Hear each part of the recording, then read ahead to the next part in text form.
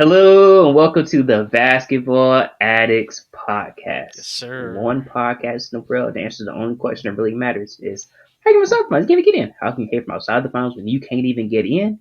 Mm-hmm. And it's gonna be a lot of teams hate from outside the finals because we in the playoffs. You know what I mean? It's about three to Yep. four games in already. I Mm-hmm. mean, Clippers of course are losing. They're 3-1, Yep. which is terrible. I mean, but on the bright side, Russ is playing great. Two back-to-back 30-point games. Yes.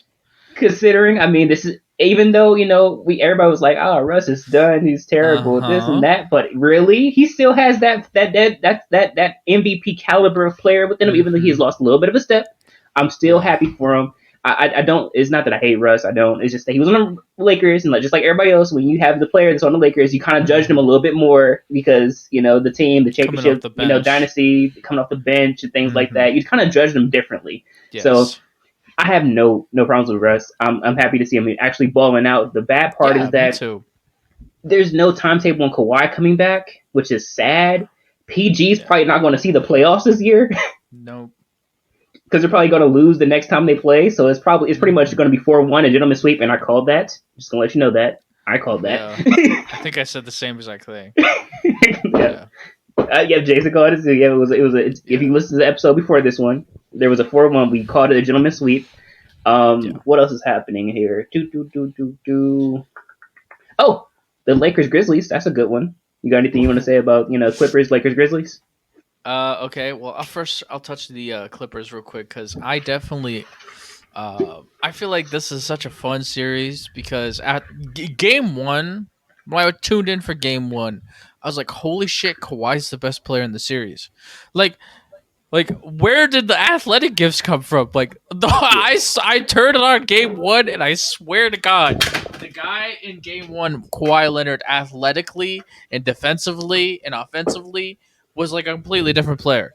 Like his regular season was like at 20% higher, 25% higher than in the postseason what he was doing, and it was like amazing. I was like, I haven't seen him guard KD every possession in a while. You know what I mean? Like actually yeah, run around and do all those type of things, and it was crazy to see old Kawhi. I was like, the Clippers might still lose, but this is gonna be fun as hell to watch, right? We're gonna see Kawhi ball out. Like yeah. basketball fans rejoice, get some good break out the popcorn, and then game two out Injured, injured, injured. Paul injured. George is not coming back. And then I'm so glad you brought up Russell Westbrook. Russell Westbrook is I love when he does stuff like this. I love when narratives get broken, and Russell Westbrook with shooting, when you look back on his career, you can always know that Yes, he in the right situation would have always been a all-time great point guard. easily. Sometimes he didn't. Sometimes he didn't have the right fit around him. I'm gonna say it Yes, again, and I say it a lot. Andre Robertson was about the worst person you could put at the small forward position when they had Russell Westbrook for a while starting. Right, that yes, man can't shoot a three to save his life. Right, so he didn't have proper spacing really around him ever.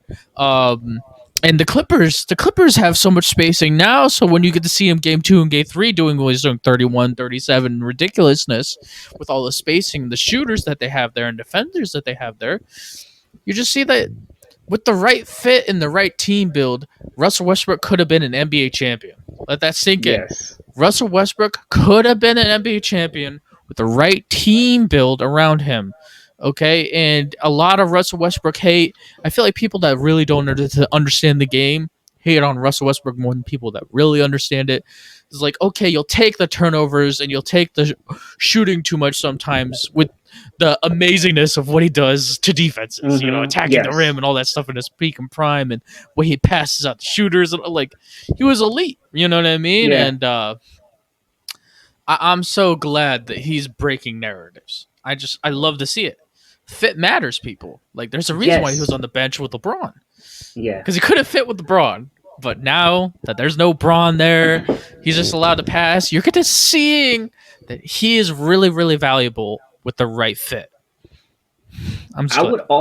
would also argue, just to argue your point a little bit more, I would argue that fit is just as important in the NBA as it is on jobs. If you have to be the right fit for a job, you have to be the right fit for the job on the NBA, right? And it is Uh exactly huh. the same thing. And the reason why it doesn't work with LeBron and Russ, Mm-hmm. even though they do because they do the exact same thing. Mm-hmm. They do the exact True. same thing. So they kind of cancel each Yes. other out, but LeBron Yes. is just a tier above Russ when it comes to it. Mm-hmm. So it's like you rather Yeah. have Braun starting. And then you may say, well, Yes. but what about when Braun was hurt and it was AD and Russ and we still didn't quite see Russ turn into what he's turned into now? Let's think about the way that the team was built and then the narratives Mm-hmm. and the negativity that also has an effect on He the had to player as deal well with because every day. he had to deal Mm-hmm. with mental health every day. Yeah. Somebody True. telling him That's a that good he's point. Westbrook every day, blaming him for the reason why they lose every Uh day. huh. It's a That great does point. something. And then Yeah. he goes to a better environment.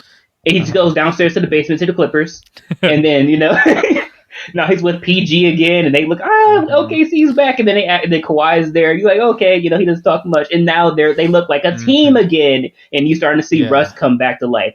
And I will say this Yeah. here, right now, today is April 23rd, and it's 2:57 p.m. We're recording this right now. It'll come out Mm-hmm. tomorrow, and you'll hear this tomorrow on April 24th at 12 o'clock. Next year, Clippers might take the West. I'm saying that now. If everybody's I healthy, they might take the West. got to be a new coach. It's coach coming. It's coach coming. Ime is. Oh, that's a big thing though. Ime might become the Rockets coach, or either the Raptors coach. I won. Yeah. They fired Steven Silas. Yeah. And Toronto went ways with different ways of Nick Nurse. I mean, I Mm-hmm. can't remember a better coaching candidates. Like Nick Nurse and Ime, both in my opinion, are top 10 coaches of the league, and Ime was like Yeah, top 5, and Nick Nurse yeah. was knocking on the door of top 5. You know what I mean? Like, if anybody wants to question Nick Nurse's Toronto's okay, well, Toronto's offense didn't fit well together. Scotty Mm-hmm. Barnes doesn't fit well with Pascal Siakam. I'd like to ask you this question: why does everybody in Toronto defend? It's because they Nick get Nurse. taught how to defend. Exactly. OG Ananobi, Scotty Barnes, Christian Coloco, Pascal Siakam. Yeah, all of them come to defend. You remember that undrafted guy named Fred Van Fleet? Oh, yeah, he Yeah. became the best version of himself on that team. Yeah, I Exactly. think it might have been Nick Nurse. Okay, Pascal Right. Siakam goes from role player to super role player to L star under Nick Nurse, right? Like Yes. he can develop talent. If he goes to Houston, oh my goodness, because he really can develop young talent. That would be amazing. So Nick Nurse doesn't get the love. Let me I'm tell you also a something little else real biased because I quick. read his book. There he is. It's a Let's little bit put of that out bias, but there. let me tell you something else. One thing that I've noticed that has become a Uh huh. trend is that those defensive minded coaches really are able to maximize the guys Mm-hmm. on their team because what is Yes. defense? Defense is nothing but effort. Yeah. Effort. And if you get somebody to put effort in on Coaching the and effort. defensive Yeah. end, coaching, even needless effort. So if you get somebody Mm-hmm. to put effort in on the defensive end, they're more likely to put the effort in on the offensive end, and that Yeah. translates. Ime was a defensive coach. He was able to Mm-hmm. get Jason Tatum and Jaylen Brown to defend at a high Yes. level, and that's why they're so great offensively because they're Yes. putting effort in on both sides of the ball Yeah. now. Nick Nurse, same thing. Those defensive coaches are really winning right now. Yeah. Yeah, I definitely agree with you because there's so much offensive talent abundance in the NBA, but Yeah. there's a limited amount of coaches that can actually coach defense at a high level and like Yes. be good enough offensively to coach and be like an actual guy that can be an NBA head coach. So, I really feel like Ime and Nick Nurse would add so much to so many good teams. Being young, Quinn Snyder's going to make the Lynn Hawks better long term as well. So this is a Yeah. great offseason for coaches. Find a new coach for your team. This is some hella good options here. That's true. Yeah, That's true. exciting. That's true. Yeah. All right. So I guess we might as well move on to the Lakers Grizzlies because that was the Yeah, other I knew option. you. So I knew that's what you want to talk about anyway. I was of like, you're going to course, talk about the Lakers, aren't you, Chris? Okay, go. yes. First, let's All right. stop here. Let's stop here and let's talk about Rui Hachimura for a second. Okay. Is he not surprising or is he not surprising? No, he's definitely had a good few games for sure. Yes. The very first game, Grizzlies, right? Mm-hmm. 20 points off the bench, right? Yeah. then he was well, he was the youngest player. I think the only other player who ever did that on the Lakers was Magic, and Yeah. dropped 20 plus points off the bench. Then he's had two back to back 15 plus point games. Mm-hmm. He's in great company now. Now I'm gonna say Yeah. this. This might be the perfect fit for Rui. I'm gonna put that out there. I think that we're gonna actually gonna Yeah. see something here. Something's activating within him now. We may see a great role player forming here for years to Mm-hmm. come. I'm excited about it. Yeah. I mean, he's a star in his role. I mean, he's expected to shot create off the bench. They don't really need him to defend much. You know what I mean? But he shot creates so well for himself, and he's a good 3-point shooter, and he gives you a little extra punch. Especially, it's unique to have at the forward position like that. So, yeah, Rui's a star in his role right now, and the Lakers are doing what I thought they would do. Like it's they're too smart for the Memphis Grizzlies right now. I picked them to beat the Memphis Grizzlies before the series. The Dylan Brooks stuff is absolutely hilarious. Yeah.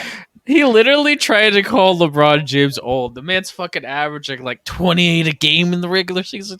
Man, that guy, I wish I was playing him against Miami, Cleveland. Only of those days we could battle like men. Oh yeah, you're battling him with your 14 points per game. You're really notable. No. Five Yeah. years from now, no, 5 years after he retires, I'm gonna ask people who's Dylan Brooks and be like, Dylan Brooks, I've never heard of that guy. Right? Like Right. he's gonna be one of those guys that was like, I'm a pretty good role player that nobody remembers. Right? Uh-huh. Anybody remember Quentin Richardson? No, you don't. Okay, cool. No, not really. Right? Like he's one He of was on those Miami, guys. wasn't he? Huh? Was he on Quentin Miami? Rich Quentin Richardson was on the Suns, Knicks, Clippers. Are we talking about the same guy? Yeah, Quentin Richardson. Shooting guard.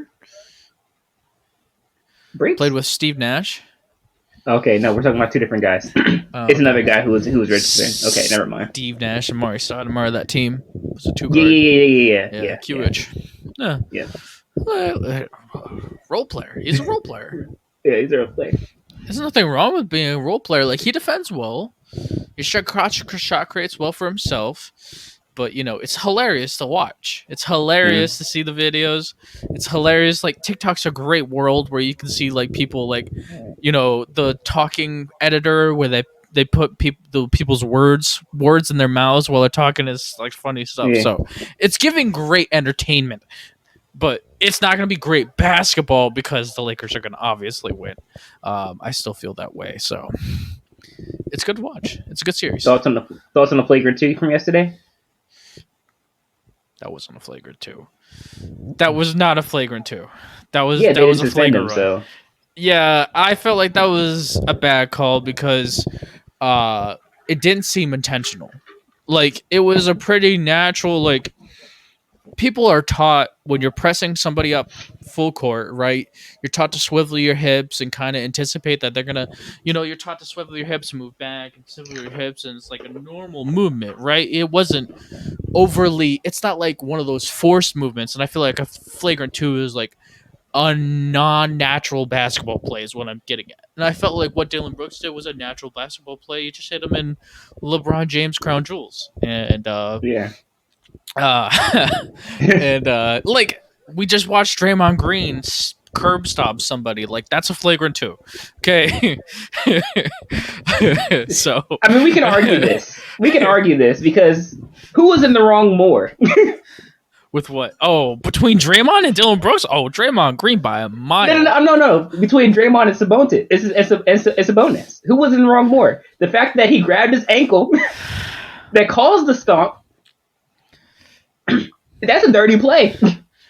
Because what if he would have grabbed it and Draymond would have went the wrong way and twisted his ankle? I will say this about Sabonis in that situation. It's dirty.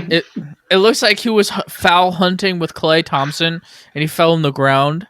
Mm-hmm. But I will say the way he fell, he kind of didn't have anywhere else to put his arms, right? Like he fell like right into like his shoulder was basically touching Draymond's leg, so it's not like he could have done a lot in that situation.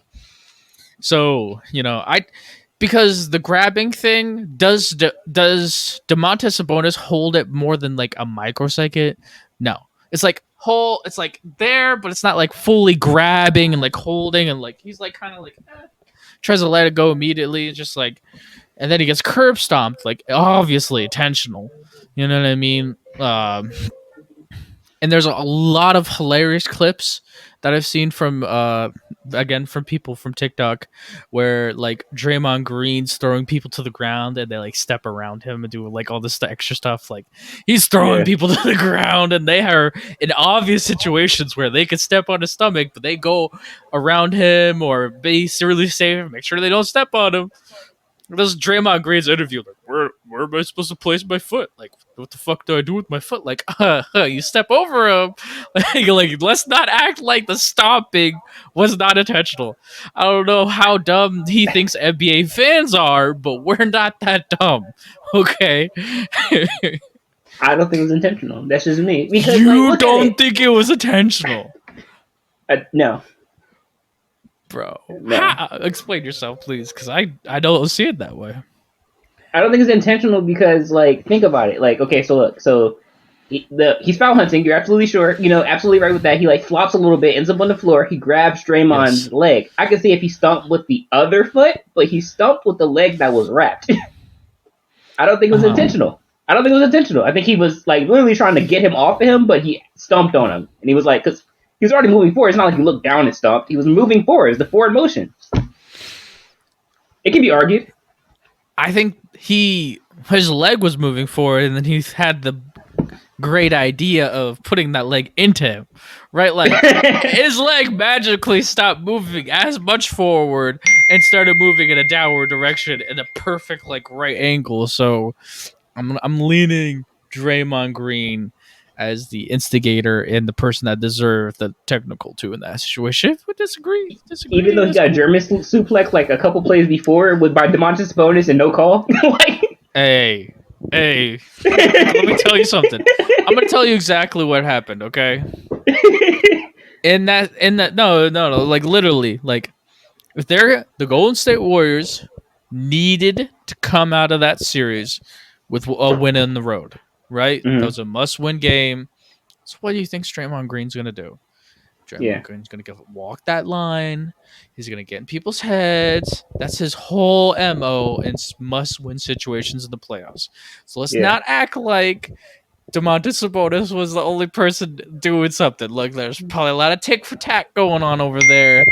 Draymond Green instigating, Demontis Sabonis not taking his bullshit, you know, and yeah, I'm not buying the smoke on Draymond Green being innocent bystander in this situation. You know why you're not buying it? It's because of that. The same reason why DeMarcus Cousins can look at the wrong way at a ref and get a technical. It's history. It's history. History influences everything. You look at his history and you're like, that was unnecessary. That was unnecessary. Mm-hmm. That was unnecessary. And now one time where it could literally be argued whether it was his fault or not, you gotta be like, but he has a history of unnecessary plays. Unnecessary non-basketball plays. How many times has he kicked the ball and it was not? And I'm not talking about the orange one that's dribbling down the floor. And he's done it a lot. Exactly. There's a bad history with that. Unnecessary non-basketball plays, and the one time that it could be argued, history shows that he's done it before. Why is it not this time? Hey man, he does shady shit. He gets shady results. I don't know what to tell you. Definitely shady. Like it's not all. It's not all. Like let's be honest here. Draymond Green earns what he receives. Okay. True. I'm not arguing that, but I'm saying it's like the boy who cried wolf. He's like he kept saying it was wolf, said it was wolf, and one time it was a wolf. Yeah. It's like we're not gonna believe you because you lied to us. But it's like the same thing. Like you kept getting these texts, and the one time he's not completely in the wrong, and it can be argued. They're like, but look at what you did before. True. You see? I will tell you this. Greatest first round series in the NBA playoffs by far. is that Kings Sacramento Warriors Golden State. series. Yeah, Yeah. yeah, Like first things first, you know, if the Kings hold on to this W, I'm gonna be, so happy because I predicted it, predicted them yeah. to win in six, and they have been rolling Hmm. through Golden State game one and game two, and the most important game in my opinion was game two because anybody that's a true basketball fan understands that there is usually coaching adjustments with high level matchups, right? And Hmm. Steve Kerr has a history of seeing game one, making adjustments, and they win game two, right? Hmm. The death lineup against the Cleveland Cavaliers when they bring out Iggy and Harrison Barnes and Draymond Green and Steph Curry and Klay Thompson, like those type of things that come out of those type of situations, which is like, okay, this team beating us this way, we're going to make this adjustment, right? So I was going in the game to expecting that. I was expecting, okay, well, the Warriors are going to win game two because they're going to figure out something in the film room, and game three, the Kings are going to have to adjust, and I think they'll go back home game four and be 2-2, right? Heading into game five and six. But the Kings won game two, the game that the Yeah. war, and I didn't see any adjustments where it was like, okay, well, this is what the adjustment they made, and they're gonna have this advantage for the rest of the series. Like I was extremely surprised about that, and it proved my theory and what I was thinking all along is they don't have any strategic advantages. They don't have anything that they can just rely on and go to that's going to give them this great advantage in this matchup. The Kings are Hmm. a bad matchup for the Golden State Warriors. I said it Yes. before, and it's looking very correct, right? You know, I really also feel like Draymond Green with the stepping thing. I also feel like Draymond Green, in my opinion, made one of the worst mistakes I've ever seen him make in the playoffs. Because if you're watching that game, like 5 or 6 possessions before that, the Steph Hmm. Curry, Draymond Green pick and roll, and the way they had the space, the floor spaced, they were getting like 5 straight layups at the rim by giving the Kings some fits. It was some sort of matchup. It was some sort of way that they were spaced out. It was something that they were doing in the Kings defense that was leading to extremely easy shots at the rim. They had something figured out there, right? And it felt like, okay, yep, Golden State's got something. Sacramento's can only hold them out for so long. And then Draymond Green gets cacked out. And it's like one of Yeah. those times, man, where like, Draymond Green, what the fuck were you thinking? What the Yep. fuck were you thinking? Right? Like that was not the right choice. That was not the NBA champion Draymond Green decision there. Because they needed you to make that matchup work, to make the exposing the Kings defense work in that situation because they Hmm. found something. Right? And now, okay, you found something in the fourth quarter. What do you think's happened the past 2 days? You think Mike Brown hasn't seen that and been able to adjust within the next few games? Yeah. He already That was adjusted. the moment Yeah. to take advantage and go 1-1, right? Yeah. They weren't able to hold on to it, and it sucks. It Yeah. really sucks. Hopefully, the Draymond Green thing, the Demontis Sabonis thing, won't get in the way of the fact that Sacramento Kings earned those wins. They didn't Yeah. give them. It was the Golden State Warriors giving up to them. Draymond Green didn't give it to them. Kings earned those 2 wins. Okay. Um, Game three was great for the Warriors. They shot well. They did normal stuff at home, big crowd. Fouls weren't going the Kings' way. XXX. Malik Monk had a really weak game. You know what I mean? Hmm. Uh, but it's gonna continue to be a great series. I have so much fun watching it. Yeah, Kings Warriors. What are you Kings thinking, Chris? Warriors. Kings Warriors. I I was leaning more toward the Warriors, and I was very surprised that it was like that the Sacramento Kings are really coming up on top. I still have faith. I mean, I think he can go six. I think that there might still be something that left under Steve Kerr's up Steve Kerr's sleeve, and he might be able to make Okay. another adjustment somewhere. So Okay. I see it both ways. I see it both ways, but I'm not going to be mad. I mean, I'm fine with it either way. The Sacramento Kings, that'd be a great upset, and then that'll Yeah. Now they're a legit threat in the West. No. Beating the Warriors doesn't make them a threat. Nope. It's a good matchup. It's a perfect matchup. Yeah, Okay. this is. You know what this is? Hmm. This is just like the Atlanta Hawks.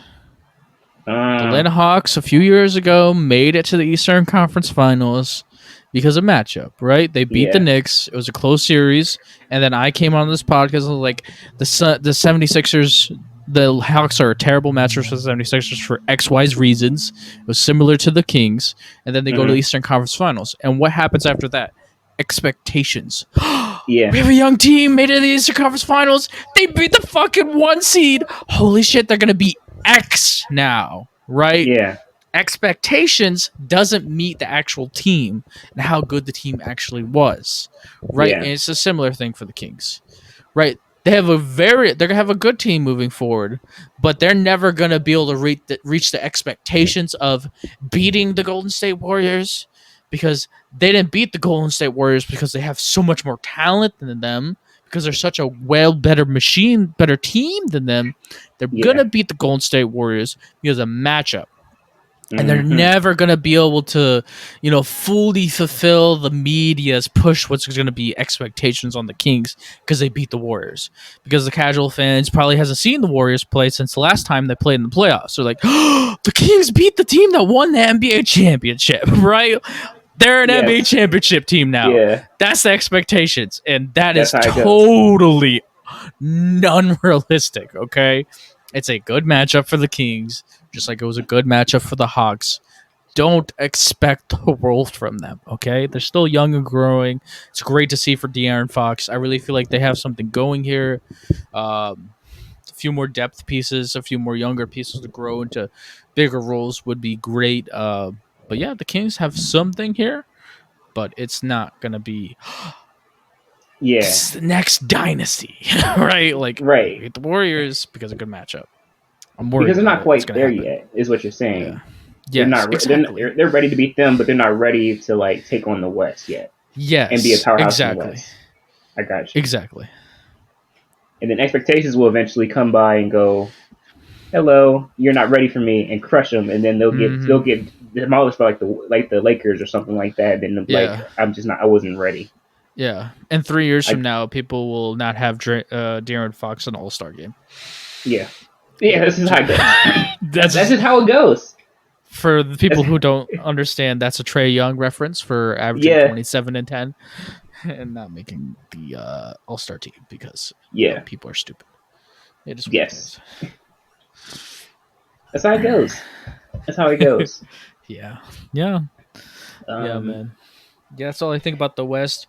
I mean, the Nuggets running through the Timberwolves was Yeah. as expected. Timberwolves weren't ready, right? You know, another running through is the Brooklyn Nets over the 76ers. Brooklyn Nets Yeah. are out 4-0 sweep. Yeah. Uh, I will say, Mikal Bridges impressed me. He's definitely made a lot of improvements offensively. I didn't know that he could fit in a more of a high volume role. Hopefully, he Hmm. keeps on growing into his game more and keep on proving people like me wrong more. And it's really exciting to see. And feel like it's a good step for him. Hopefully, he can keep on moving forward with this forward momentum. And yeah, and the 76ers are going to keep on doing what 76ers do, which is getting Yeah. beat in the second round by the Boston Celtics. There we go. Love to hear it. Love it. Love it. Yeah. Love it. But before we continue on, go to our Uh-huh. next part. I do just want to say that this has been a very weird first round of the playoffs. Yes. Why do I say that, you ask? The number of injuries has been baffling. Yes. Why is everybody getting Yes. hurt? Yes. Jaw, wrist, off of because he couldn't land correctly, and he already on his already injured wrist. Giannis back. It's like, Yes. dude, the Miami Heat are up 3-1 right now on the Bucks. No, they're not. Are they 3-1 or 2-1? Is they're up on the Bucks right now? No, they're not. I don't think they are. Yes, I think they are. Unless I read that wrong. Hold on, I'm looking it I up think right it's now. 1-2. Is it 1-2, 2-1? They're up 2-1, right? Nah, the Bucks are up one. It's tied 1-1. It's time 1-1. My bad. Oh no, I'm wrong. I'm wrong. The Heat are up 2-1. 2-1, 2-1, 3-1. Yes, they're up right now. 2-1. The Yeah. number of Yeah. injuries is starting to look like the year that the Bucks and the Suns went to the West and the Eastern Conference Finals and ended up in the championship. The amount of people getting hurt, those teams that look like favorites aren't looking like favorites because everybody's getting hurt. Yeah. You know who this benefits? Lakers, Boston. that too. If Boston can get out of the East, I don't see anything stopping them. Yeah. I would be amazed if the Miami Heat are able to hold this off. Because the Bucks in the past have beaten teams without Giannis. Right? Mhm. They didn't have him against Trae Young and the Atlanta Hawks team 3 years ago, right? You know, most of those games. But the only thing that I think is more of a matchup issue is because Bam's there. And when there's no Giannis, they love to play through the post. And having Yeah. to go up against Bam, even though Kevin Love may not be a great defender, he's still 6'10". You know, they got Hmm. Dwayne Dedman, 6'11". Right? They have Jimmy Butler to guard Chris Middleton. Now he's expected to do more, right? And it's a tough matchup because of those reasons. And it's an interesting, like, watch these shitty teams compete for something that should be way less like the shittiness of the teams because without Giannis, Yeah. this is a 7-8 seed matchup, okay? Yes. Because the hilarious thing is there is so much more riding on the series than on the Mhm. level of teams that they are, right? Yeah. And it's like an unreasonable thing, but it's gonna be hilarious to see who comes out of that. Because if Miami beats the Bucks because Giannis is hurt, that'll make me so sad because I thought they were gonna be the number one team going to the NBA Hmm. Finals. I really want to see Giannis prove that he's the best, but that happens. Yeah, Jason Tatum, and Jaylen Brown are running through everybody this year. There's Easily. nothing stopping them unless they get hurt. Easily. Yeah, Easily. Easily. yeah, Yeah. yeah. Miami pulls off the upset against the Bucks, then Boston Dear has a God. cakewalk to the Eastern Conference Finals. Because who they're going to play? The Sixers? Yeah, I mean, Like, ooh. Let me ask you this. huh? So if the Knicks or the Cavs play the Miami Heat because of Giannis' injury, who's Hmm. coming out of that to get to the Eastern Conference Finals? Hmm. Who's coming? The I'm matchup leaning. nobody expected. Yeah. I mean, even though if you we talked about this last week with the Knicks Cavs, and I said the Knicks would beat the Cavs because I didn't Uh-huh. like how they were playing at first. But now as we're watching a couple games, it's a very competitive series right now. If Well, the Cavs come out, I think Miami comes out on top. okay. I'm going to have to slim this down a little bit because it looks like there's 4 minutes and 17 seconds left in the game. The Knicks are up by 9 right now. They have a 2-1 Hmm. series lead. So if they win this, it's 3-1. Yeah. So give me Knicks versus Heat. Who wins? Heat. I still go with Heat. Either way, I'm going with Heat. Okay. I'm My going with Heat. reason for choosing the Knicks in that series. Okay, I'm listening. Who's This is always Jimmy Butler? interesting. Yeah, who's Jimmy Butler guarding? RJ Barrett? Like, who's he impacting offensively? Like, is Jalen Brunson's there. Julius Randle's gonna give him a tough time. Jalen Brunson's a Yeah, little small and quick. true. I don't see like the guy that Jimmy Butler's gonna really be able to guard effectively and lock down. Um, and I feel like I'm surprised by your switch up because I switched up in a different way Yeah. because the more I watch the series, the more I'm like, okay, the Knicks team, you were right, they are the better team. Yeah. They're surprisingly deep with the shot creators, right? And Jalen Brunson is just so goddamn efficient at the high volume shit. Like his ability to average 25, 26 at ridiculously high efficiency that he does, Hmm. it's just scary to watch. And how well Julius Randle is playing, I think they would beat them. I think that the Knicks would beat them. I would go Knicks over Heat, making it to the Eastern Conference Finals. Can But I explain my whoever, switch up though? okay, yeah, interesting. Let me hear it. So the only reason I switched up is be simply because of the bias of the Cleveland Cavaliers. Like I was Okay, all about like it's really nothing basketball wise. It's just living in Cleveland and being like I'm a yeah, Cavs fan. But I picked the Knicks to win, and yeah, I'm gonna stick by that. looking Like good. I'm not switching. Yeah, I'm not switching. I picked the Knicks to win. It's sad to say, but like after watching the regular season games and then watching like the playoff games, I'm like it's the same exact problems that I'm seeing, and it's just mm-hmm. not getting any better. So it's just the Knicks have Yeah, way too much. yeah. In my opinion, this is the second best series. Yeah, These two teams because and they're close. It's hard to know mm, who's gonna win. Yeah, it's a good series it, for real. it did build off what you said with the Miami Heat. The reason why I say Miami is I'm going strictly off of playoff experience. Okay. Yeah. That's it. Experience wise, I think the Heat could take them because they know it can hit. They listen. This Heat team, Mm-hmm. although a bit different, has played against the LeBron Lakers when the Lakers won the championship and battled them. Yeah. Hero's hurt.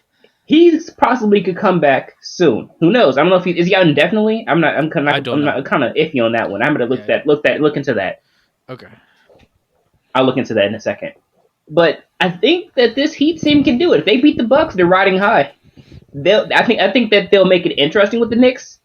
But I Okay. think that the Heat would topple the Knicks because this is a good matchup for the Knicks because they both have zero playoff experience. Mm-hmm. They just playing right now at the best they can. You know what I mean? So and Yep. they know that they're better than the Cavs, so they're like, okay, we can win this. We beat them in the regular season. They don't know how to hit that Yeah. next level, but the Heat Mm-hmm. know how to turn it up. Yeah. True. You have think about this. You have a NBA champion in Kyle Lowry, so he already knows what it takes to win. A decrepit NBA champion and Deco Okay. Lowry. And an Eastern Conference champion in, I mean, yeah, in was it yeah, in Jimmy Butler. So I mean, Yeah. like, come on True. now, Bam is the True. Eastern Conference champion. But Jimmy Yeah. they have these they can hit these levels. I don't know. I feel that it'll be it. I'll say 4-2 Heat. Okay. I would go 4-1 Knicks. Five games. 5 games. I think Wow. that Heat team earned their 8 seed. They earned it because Kevin Love was a starting guy. They earned Yeah. it because they got a bunch of shooters that couldn't shoot this year. They Yeah. earned it because they didn't have a lot of scoring outside of Hero and Butler, Mm-hmm. right? And Jimmy Butler's got to guard the best player in the other team every single night. You know what I Mm-hmm. mean?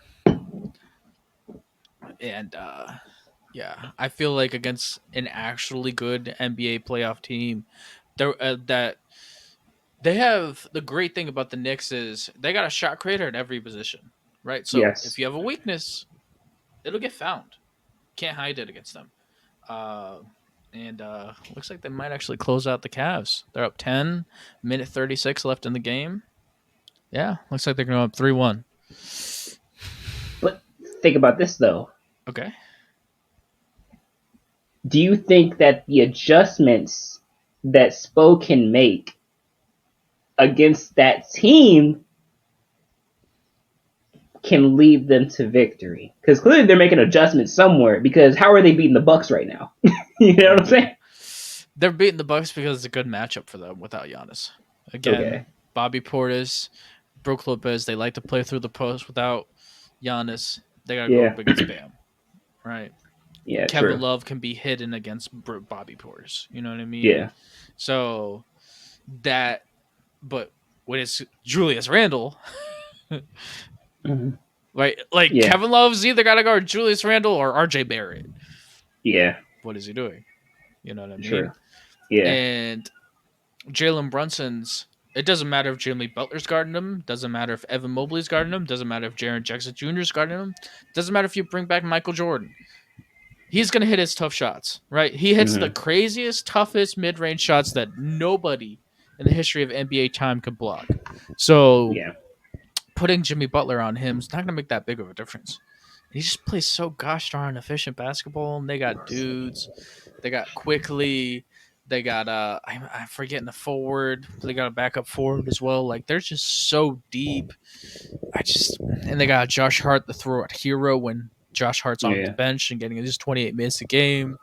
Hmm. I think the Knicks would run through them, and I feel like you can't count the Bucks out yet fully. I feel like it's gonna be fun to watch, but yeah, the thing that you were most right about, in my opinion, was the Knicks. Game one, Yeah. I was like, oh yeah, this is. I was definitely wrong about the Knicks.